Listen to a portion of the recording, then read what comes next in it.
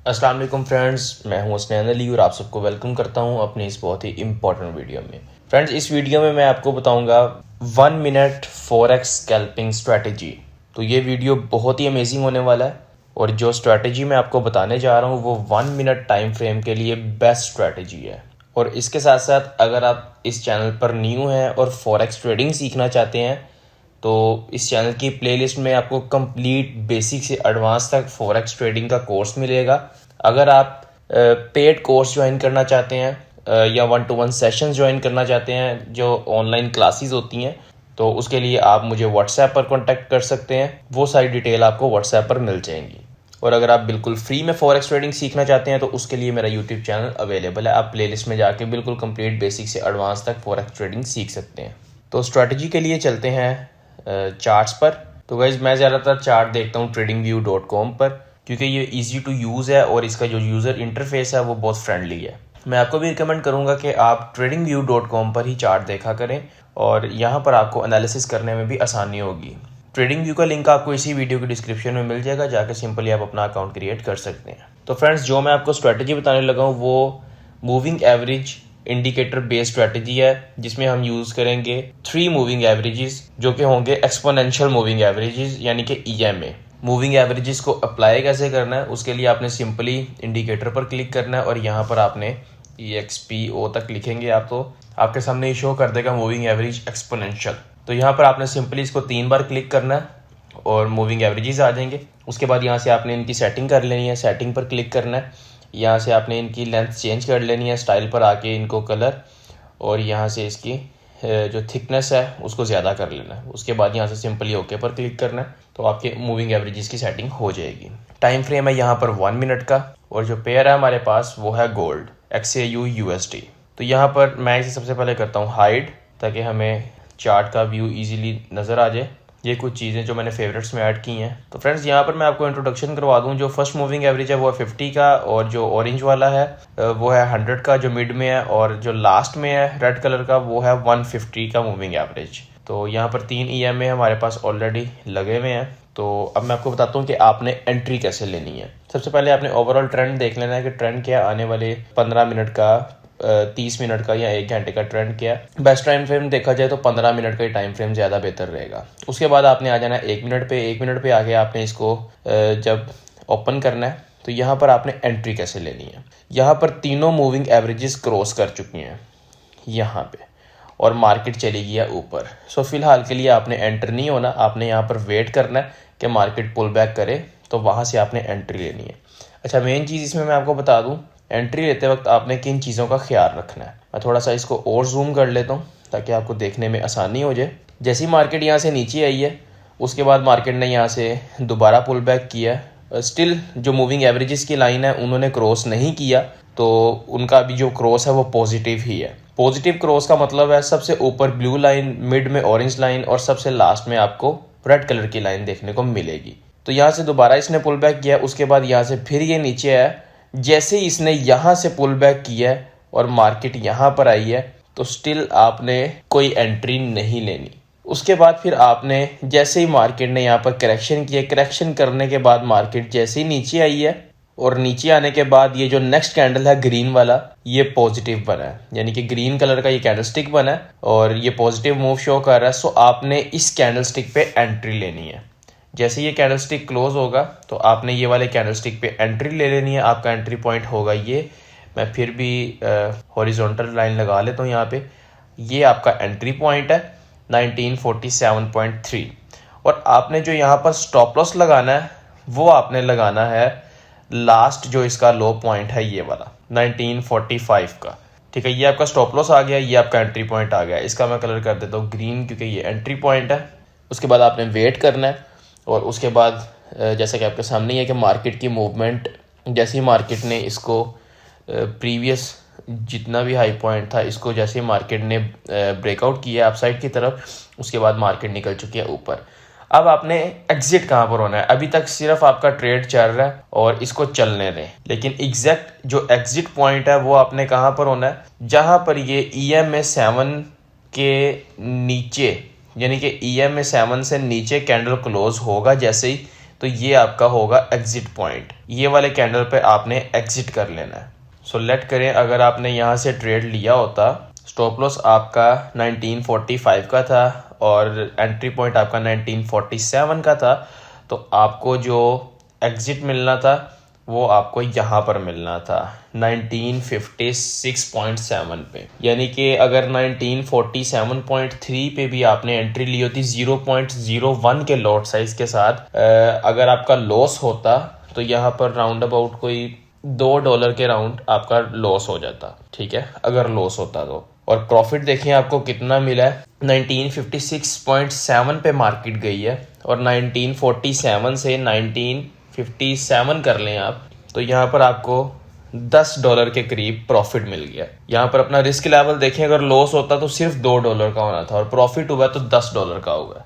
उसके बाद नेक्स्ट देख लेते हैं। यहाँ पर सारी जितनी भी लाइंस हैं इन्होंने क्रॉस किया और मार्केट आ गई सेल जोन में।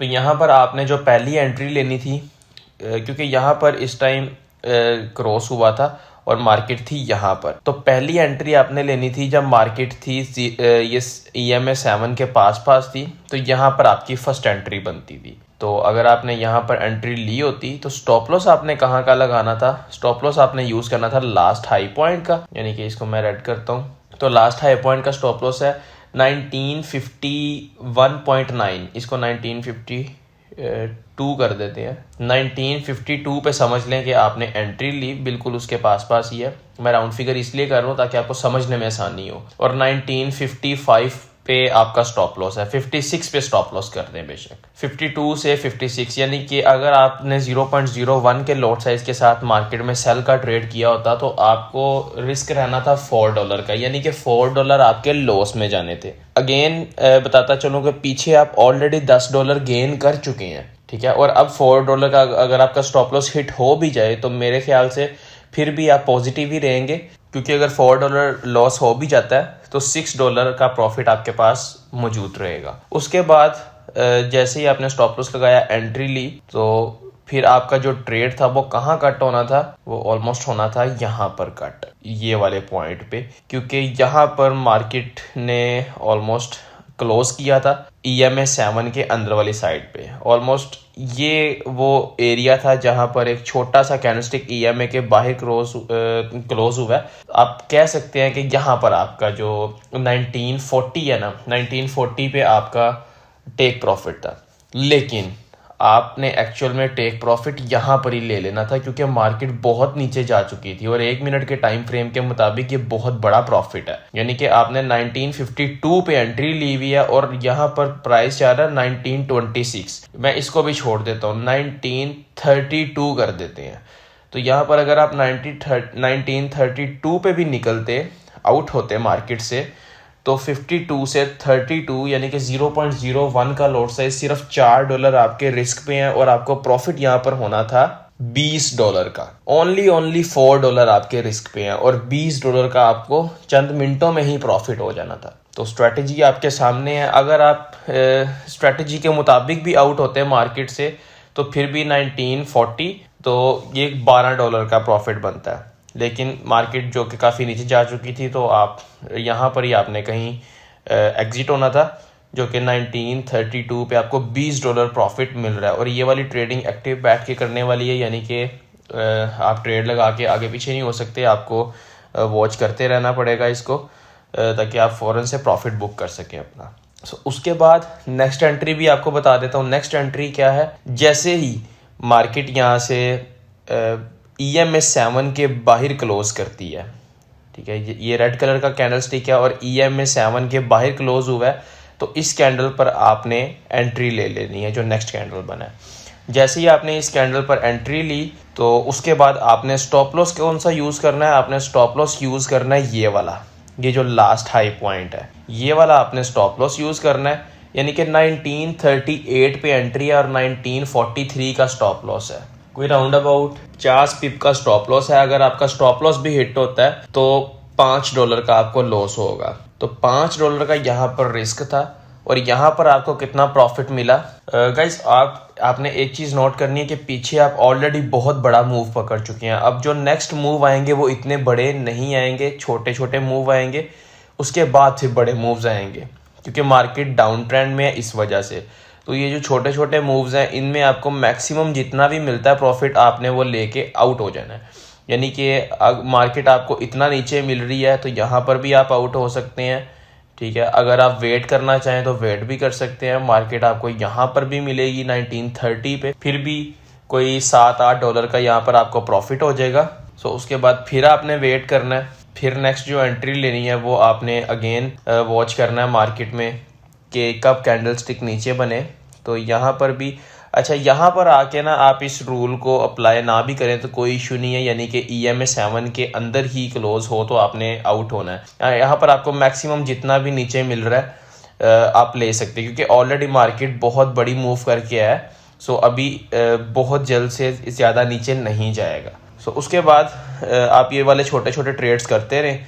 अगेन जैसे ही बाहर निकलेगी कैंडल स्टिक, इस कैंडल स्टिक पे आपने ट्रेड किया, स्टॉप लॉस लगा दिया आपने यहाँ का, ये हाई पॉइंट का 1932.6 का आपका एंट्री पॉइंट है और 1936.4 का आपका स्टॉप लॉस है। यानी कि 32 से 36 यानी कि $4 आपके रिस्क पे हैं। और अगेन यहाँ पर रिवॉर्ड देखें कितना है, कहाँ पर जाके मार्केट ने क्लोज किया कैंडलस्टिक EMA 7 के अंदर, यहाँ पे 1907 पे। यानी कि अगर 1932 पे आपने एंट्री ली होती 1936 के स्टॉप लॉस के साथ, तो आपको जो प्रॉफिट मिलना था 1907 का, यानी कि कोई राउंड अबाउट $25 का यहाँ पर आपको प्रॉफिट मिलना था। तो फ्रेंड्स, स्ट्रेटजी आपके सामने है, पॉजिटिव नेगेटिव मूव्स आपके सामने हैं, बाय सेल दोनों कंडीशन में मैंने आपको स्टेप बाय स्टेप गाइड कर दिया कि कैसे आपने एंट्री लेनी है, कैसे आपने एग्जिट होना है। मज़ीद अगर आपका कोई भी क्वेश्चन है तो आप कमेंट सेक्शन में मेरे से पूछ सकते हैं। मार्केट की अपडेट्स के लिए आप मेरा टेलीग्राम चैनल ज्वाइन कर सकते हैं। और इसके साथ साथ अगर आप मेरा फॉरेक्स ट्रेडिंग का वीडियो कोर्स ज्वाइन करना चाहते हैं या 1-to-1 सेशंस ज्वाइन करना चाहते हैं तो उसके लिए आप मुझे व्हाट्सएप पर कॉन्टैक्ट कर सकते हैं। तो मैं आपसे मिलता हूँ अपनी नेक्स्ट वीडियोज़ में, तब तक के लिए टेक केयर।